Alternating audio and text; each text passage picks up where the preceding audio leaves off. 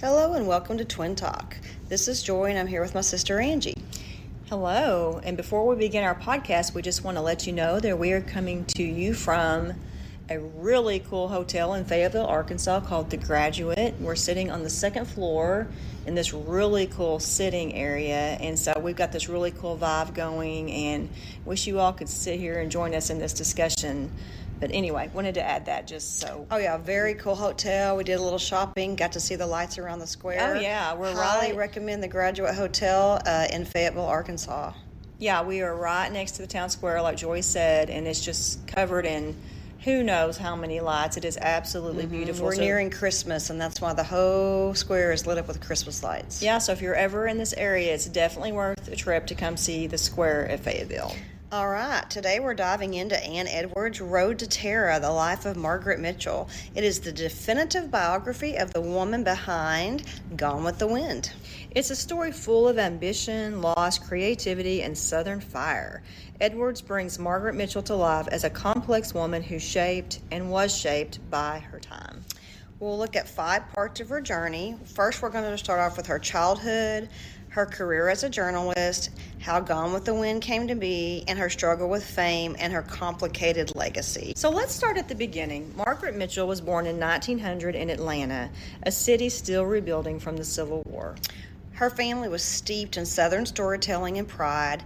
Edwards shows how those lost cause legends shaped her imagination and her lifelong fascination with strength in the face of loss. She was a spirited, independent child, reading voraciously and climbing trees, not exactly the traditional Southern belle her society expected. And Joy, do you remember the story about she fell out of a tree one time, I think, and got hurt, and then from that point on, due to her injuries, for some reason, her mother started dressing her in pants. Yes. And after that, she never wanted to wear dresses again, which at the time is what little girls wore. Yes. And she loved it because she was more accepted by the neighborhood boys and could play ball. She was very much a tomboy. Yeah, she was a huge tomboy. And you can see these traits reflected in her famous character, Scarlett O'Hara.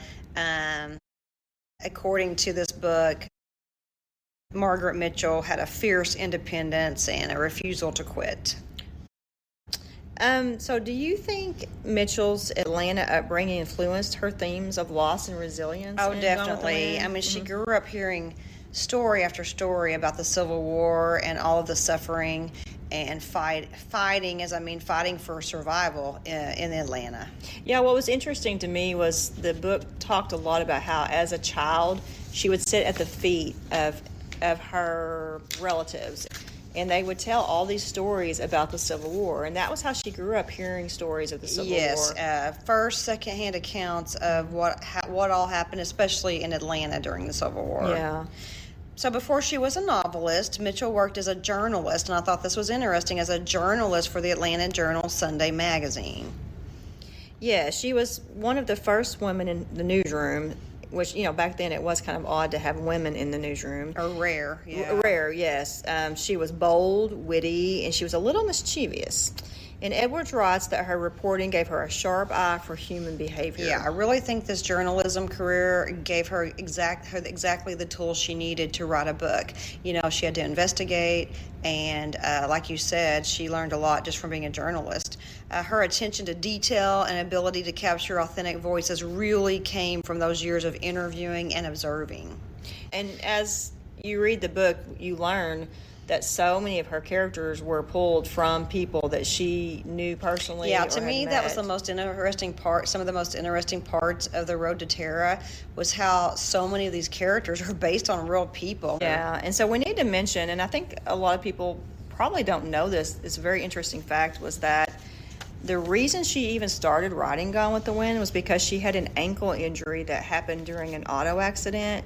It forced her to stop working, and so she just started writing just for pleasure. Yeah, just for pleasure, hobby. Just a pastime, kind of more like a hobby. Her husband her next husband that she married, he was encouraging her to write while she was off with this injury. And I think it's important to mention that she started writing as a young child.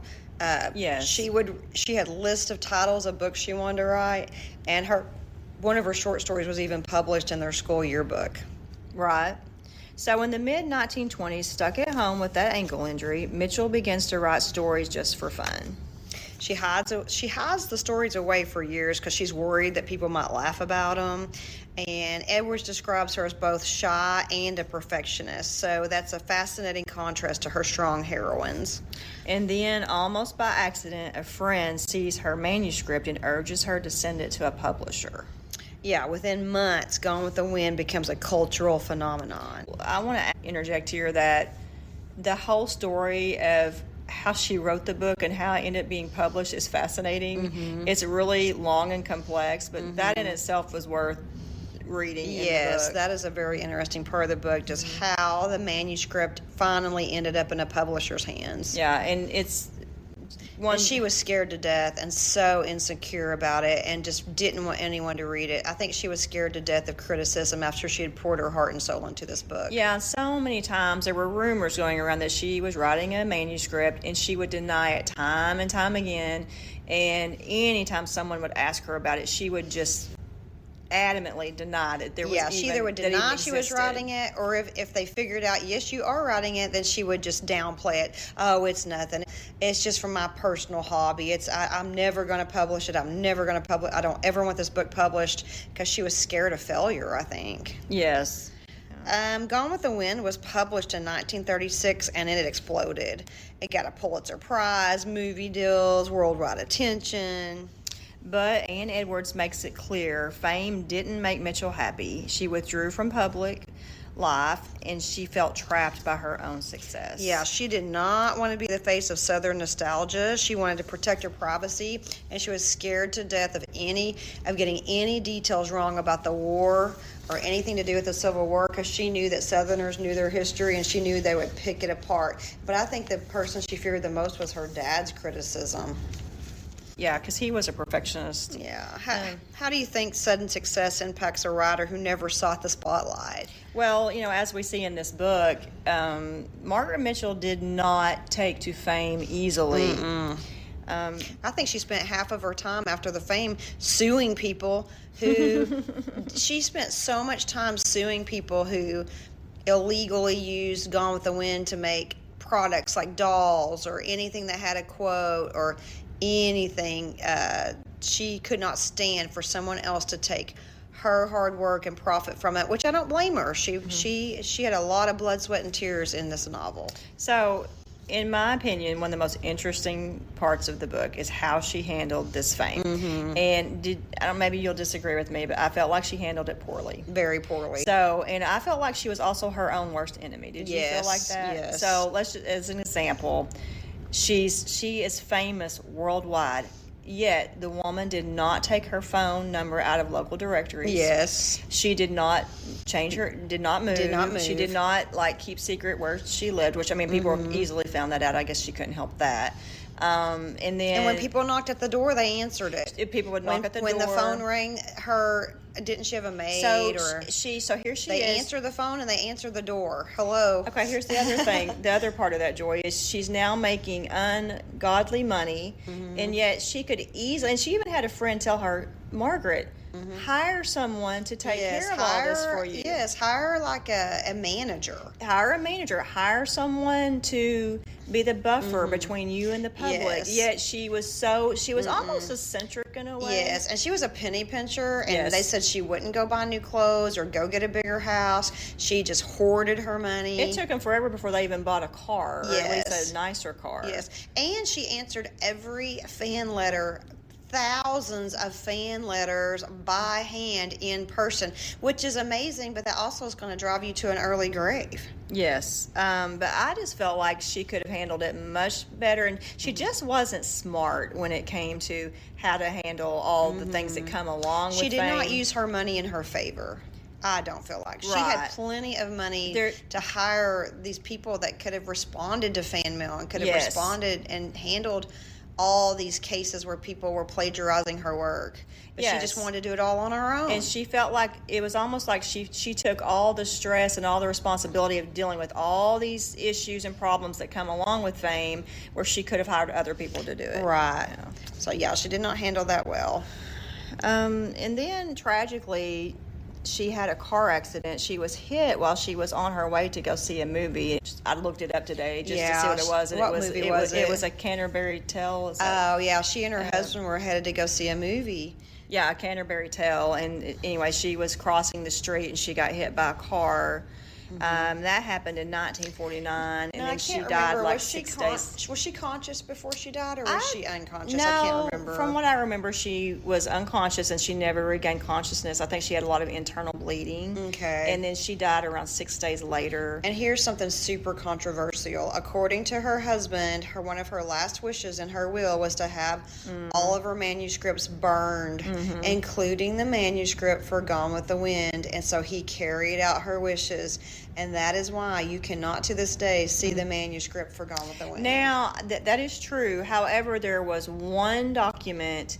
She did say to keep this one piece of paper that had her signature on it to prove that she wrote Gone with the Wind. It was kind of humorous. The author said, why there was ever any need to prove that she wrote Gone with the Wind is beyond me, because it was really evident she did. But they did keep one piece of paper that had her signature on it that was supposed to prove she wrote Gone with the Wind in case there was ever controversy. In case there was ever question. Yeah. Okay. But that's just so sad to me that we can't see those handwritten manuscripts for Gone with the Wind. Oh, with I all agree. the notes and changes and everything. Yeah, I think she had 13 versions of chapter 1.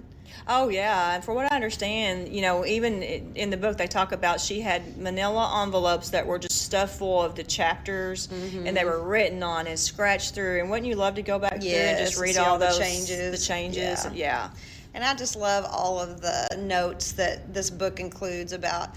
I think her first choice for the name Scarlet was Pansy. It was. In the editors are like, that doesn't sound very like a strong Southern name. And they said it had like different negative connotations. Did we talk about this in our podcast for Gone with the Wind? Because I feel like we've talked about this before. We may have, but they said the word pansy, like in some parts of America, they looked at it as it was kind of like a derogatory term for like someone that was kind of a sissy or something. Well, we say that's still said to this day. He's such a pansy. Yeah, I agree. And it's not a compliment. And they also, for a girl. Originally she called Tara, the plantation, she called it something else. Right. And I can't remember off the top of my head what it was, but she made some changes that if you were to go back, you would go, oh, wow. So it's just fascinating to me that Scarlett could have had the name Pansy. Yeah. Pansy O'Hara. Yes. So Edwards closes the biography with Mitchell's legacy, and it is both celebrated and controversial. Right. So Gone with the Wind remains iconic, but it's also criticized for its romanticized view of the Old South and harmful racial stereotypes. Edwards doesn't exactly excuse that. Instead, she presents Mitchell as a woman shaped by and questioning her own culture. Yeah, so how should readers today approach Gone with the Wind, as art, as history, or both? I think they should approach it as both, as art and history. And maybe she romanticized it. I don't know, but I still think it was a great book just because of how accurately it told about the war and what happened to the women of the war. So maybe we should look at it as it's not historically accurate as far as a lot like the slaves as far were as concerned. from the slaves' point of view. But as far as the battles and all the historical the dates data and the battles and what happened in Atlanta and how hard the women had it after the war, after the husbands died or the brothers died, I think that's pretty accurate. So how does Anne Edwards balance empathy and critique in her portrayal of Mitchell? I mean, she didn't really sugarcoat or make Mitchell look, she revealed her as a true person. Yeah, she showed her strengths and weaknesses equally, I feel like.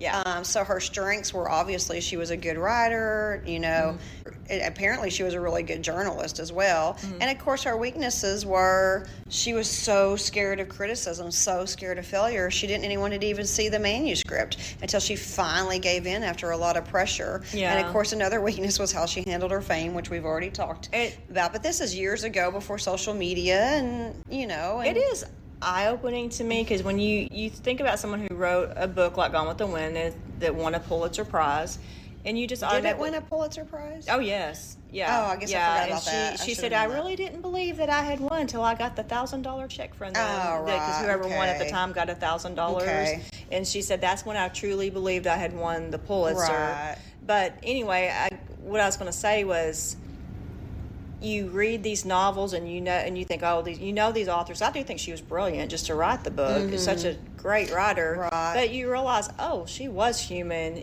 She had a lot of flaws. And she had a lot of difficulty in her life. She had a lot of physical, like her leg, and she had several accidents. She had a horrible car accident before she ever was in the one that killed her. And she would always joke about, well, I may make it to this event or this dinner if the sky doesn't fall, or if I don't get knocked out. She was constantly in accidents, constantly in pain, I feel like.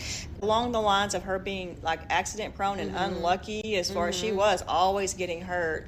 I think it's important to mention that according to the book, she was between the height of 4'9" and 5'1". That's where they had her at. And she weighed 102 pounds. Yeah, she was tiny. She was a tiny, tiny person. But they said... But a huge personality. But they said when you were in her presence, you almost forgot how diminutive she was, how small, because she had such a large personality. Yes. And they said she was a great storyteller. And they said she could cuss with the best of them. And they just said, she would just took you off guard by her presence. And I do think it's interesting that one of the ladies that knew, was one of her friends, and I think they might have even worked at the paper together, said, if this book is written like the way she talks, it's going to be a bestseller. So apparently she was very, such a great storyteller and captivating. She captivated her audiences when in real life.